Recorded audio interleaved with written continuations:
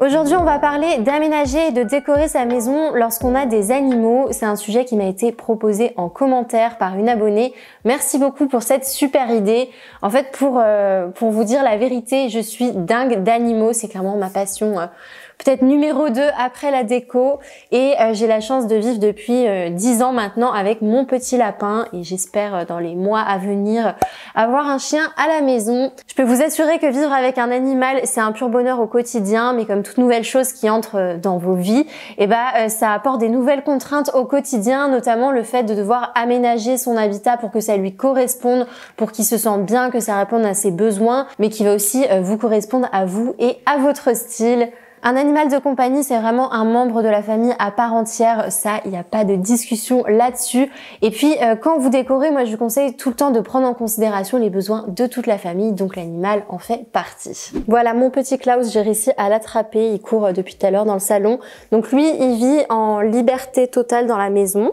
Et ça se passe très très bien. Bon là il me fuit un peu. Voilà, donc je vais vous donner pas mal de petits conseils dans la vidéo pour pouvoir aménager parfaitement votre habitat, que vous ayez un chien, un chat, un lapin ou que sais-je, c'est toujours des bons conseils à prendre. Le premier conseil qui est primordial, c'est d'opter pour des tissus résistants. Les animaux, vous le savez pertinemment, ils aiment gratter, griffer, mordre, et même si votre animal est bien dressé, que vous avez l'impression qu'il monte jamais sur le canapé, franchement, quand vous n'êtes pas là, je vous assure qu'il s'en donne sûrement à cœur joie.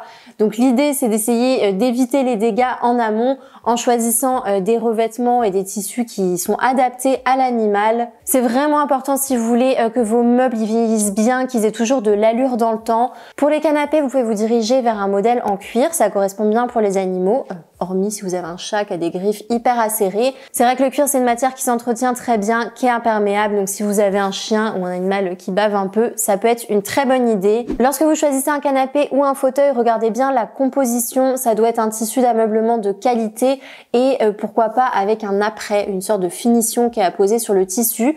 Donc ça peut être des finitions anti-taches comme le téflon qui fonctionne très bien, ou alors tout ce qui est déperlant. On voit beaucoup maintenant de velours déperlant, donc ça c'est un côté très esthétique, très sympa, mais c'est hyper pratique parce que vous pouvez le nettoyer facilement et surtout l'eau ne pénètre pas à l'intérieur. Si vous avez déjà un canapé, vous pouvez aussi l'imperméabiliser de vous-même, c'est ce que j'ai fait là pour celui-ci. Ça fonctionne très bien et ça permet d'éviter les dégâts. Pensez aussi au canapé avec les housses déhoussables, c'est hyper pratique parce que vous pouvez les laver soit en machine, soit au pressing. Et puis dernière petite astuce pour les canapés, essayez d'en choisir un qui est plutôt proche de la couleur de votre animal. C'est clairement pas un conseil que j'ai respecté parce que Klaus est gris, mon canapé est blanc. Mais globalement, c'est quand même plus simple à laver au quotidien. Si votre animal perd ses poils, ça sera beaucoup moins visible. Bien sûr, ce sont des concessions à faire sur le choix du mobilier, donc tout ce qui est textile délicat dans les pièces à vivre, vous pouvez leur dire au revoir et puis garder ces choses-là peut-être dans les chambres, dans les pièces où l'animal ne pourra pas entrer. Je voulais aussi vous parler des revêtements de sol, donc je suis consciente que vous n'allez pas changer votre parquet ou votre carrelage pour l'arrivée de votre chien, mais si vous êtes sur un projet de rénovation ou construction de votre maison, c'est peut-être un critère à prendre en compte qui pourrait faire pencher la balance et puis ça rendra votre quotidien encore plus facile. On est d'accord qu'il n'y a rien de plus abrasif que l'urine de chat. Je vous assure que sur du parquet, c'est ultra compliqué à nettoyer. Donc essayez d'anticiper ce genre de problème-là. En fait, on va clairement éviter tout ce qui est revêtement de sol poreux. Donc tous les bois un peu mous, les tomates par exemple, le béton ciré, ça c'est des choses que je recommande pas du tout lorsque vous avez un animal. Vous en doutez, le carrelage c'est hyper adapté pour un animal, mais il n'y a pas que ça, il y a aussi certains types de parquets, tout ce qui va être en bois dur, donc comme le chêne, le frêne ou le wenge, ça c'est pas mal puisque le liquide va beaucoup moins pénétrer dans le bois. Après malgré tout, si vous êtes confronté à ce type de problème, n'hésitez pas à reponcer et surtout à bien protéger votre parquet, soit en l'huilant, soit en le vitrifiant. Mais il ne faudra pas venir se plaindre si vous avez laissé votre beau parquet brut et que vous retrouvez avec des taches de pipi partout. Pour les petits animaux, il y a aussi les sols en liège huilé. Ça, c'est quelque chose qu'on voit très peu, mais ça peut être sympa dans des pièces un petit peu cosy, comme le salon ou potentiellement des salles de jeu, des couloirs. C'est une matière qui est agréable pour les animaux parce qu'elle est assez molle, du coup ça va être confortable pour les coussinets et ça renvoie vraiment cette sensation de chaleur dans l'espace, donc pensez-y. Je voulais aussi parler du lino. Honnêtement, je pensais jamais que je vous conseillerais du lino dans n'importe quelle vidéo, mais ça peut peut-être être une solution si vous êtes en location, que vous avez besoin d'une solution provisoire pour que ça reste propre. Sachez qu'il y a des linoléums de qualité. Moi, j'en avais acheté un très sympa chez Saint-Maclou avec un effet carreau de ciment. Donc ça peut être une bonne idée pour un petit espace pour accueillir votre animal en toute sérénité. Je voulais aussi mentionner la peinture. Alors c'est pas forcément évident, mais sachez que si vous avez un chien par exemple qui est assez grand, il va forcément toucher les murs, les portes avec sa truffe qui est humide et il va probablement frôler les portes et les angles murs.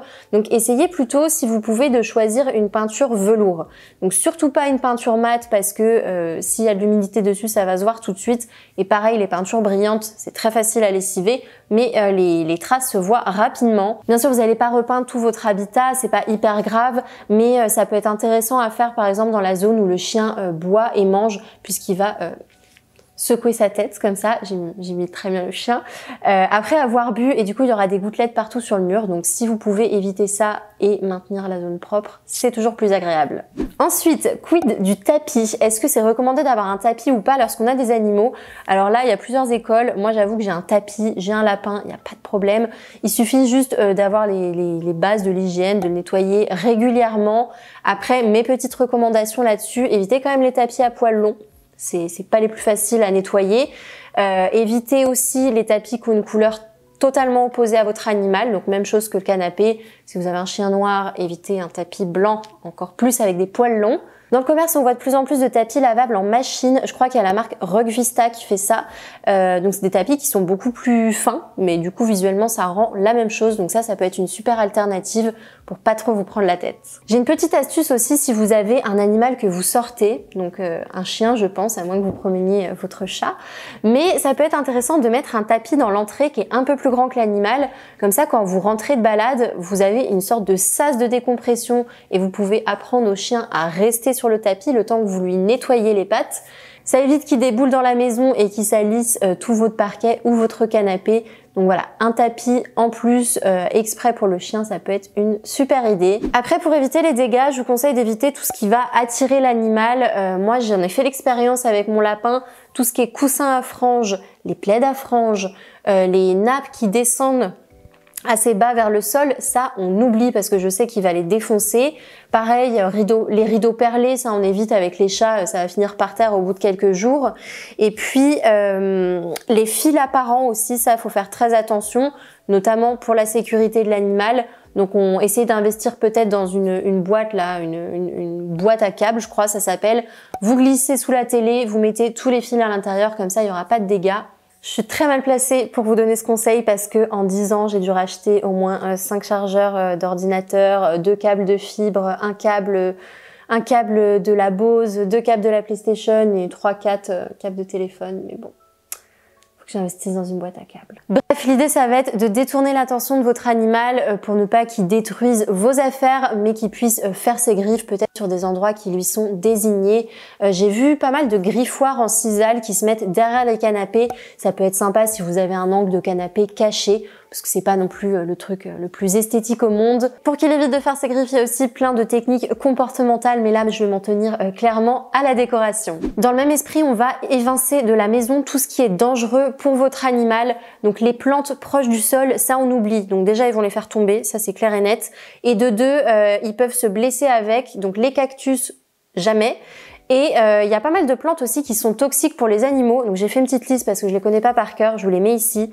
Donc l'aloe vera, le philodendron, le caladium, le lierre, le pothos, l'arbre de jade, le ficus, yucca, dieffenbachia et la plante ZZ. Ça c'est les amioculis, là c'est très joli. Donc ce sont que des plantes qui sont très fréquentes dans les intérieurs, mais qui sont pas du tout bons pour les animaux. Donc si vous voulez en savoir plus, là je vous mets un petit lien en barre d'infos où vous avez toutes les informations dessus. Évitez aussi tout ce qui est objet en verre ou en céramique sur les tables basses. Sachez qu'il pourrait le faire tomber, se couper et se blesser en fait en votre absence. Donc on va éviter quand même les dégâts. Maintenant que vous avez sécurisé l'espace et qu'il n'y a plus aucun danger possible pour votre compagnon, vous allez pouvoir lui créer un petit coin agréable. Donc pensez à un coin couchage, une petite aire de jeu avec ses petits jouets à lui, un coin aussi repas avec ses gamelles. Pour les chats, ça peut être une étagère en hauteur où il pourra se positionner pour épier toute la pièce. Ça, les chats adorent ça. L'objectif, c'est votre animal trouve sa place, qu'il soit occupé avec ses propres affaires, avec son petit espace. Il aura son propre petit fauteuil, donc il n'aura pas forcément besoin de venir détruire le vôtre. Aujourd'hui, il y a beaucoup d'acteurs de la décoration qui ont lancé des gammes de mobilier pour animaux, donc là vous n'avez plus d'excuses. Excite l'arbre à chat en moumoute jaune ou les gamelles vert fluo ou rouge fluo, ça on n'en veut plus. Pour finir cette vidéo, je voulais vous faire une petite sélection justement d'objets assez sympas. Ce sera une belle preuve que vous pouvez tout à fait matcher votre intérieur avec le fait d'avoir un animal. Sur Etsy, vous trouverez beaucoup d'articles pour animaux. Il y a plein de choses en plus qui sont faits artisanalement. Donc là, j'ai sélectionné une petite étagère murale pour chat. Il y a aussi ce perchoir là qui s'accroche sur la fenêtre qui peut être une bonne idée pour les petits espaces. Il y a ces jeux en bois que je trouve trop jolis. Au moins, bon, vous savez que ça va traîner dans le salon, mais au moins c'est sympa. Sur le site Quora, il y a aussi pas mal de belles choses. Là, j'ai sélectionné cette petite maison. Il y a aussi cet arbre à chat ultra design. Il y a de quoi se réconcilier avec les arbres à chat, je pense. Sur le site Quora, il y a aussi des litières très compactes et assez design qui passeront inaperçues. Donc je vous avoue qu'elles sont un peu chères, mais ça peut être une bonne idée. J'ai trouvé aussi tous les jouets de léchage, les balles à croquettes sur le site Quora. Ça, c'est des objets aussi qui vont traîner tout le temps dans votre intérieur. Donc tant qu'à faire, autant qu'il soit beau. Ensuite, je peux citer la marque Meiyu. Ça a été créé par une designer qui s'appelle Julie Gaillard et c'est des objets, des niches en fait pour animaux qui sont ultra design. Donc ça, si vous avez une déco minimaliste, c'est une super bonne idée. Pour des objets petit prix, vous pouvez vous rendre chez Ikea. Ils ont lancé il y a quelques années la gamme Lurvig. En fait, c'est plein d'objets pour les animaux. Il y a notamment ce griffoir à 7,99 € que vous pouvez mettre sur un pied de chaise ou un pied de table assez discrètement. Et il y a fort à parier que votre animal se désintéressera de votre canapé. Et puis pour les Parisiens aussi, il y a une boutique que j'adore. C'est rue de la Verrerie, c'est La Niche. Donc c'est la boutique animaux du BHV Marais. Donc là, c'est le temple des animaux. Vous avez plein de très très belles choses. Donc si vous êtes de passage dans le coin, je vous conseille d'y faire un tour. J'espère que cette vidéo vous a plu. En tout cas, moi, j'étais super contente de parler d'animaux. Je pense que c'est vraiment un sujet qui me passionne. Donc n'hésitez pas à me dire si vous avez des animaux chez vous. Je serais très curieuse de savoir ce que vous avez. Précisez les races de chiens, les couleurs et tout. Moi, je veux tout savoir.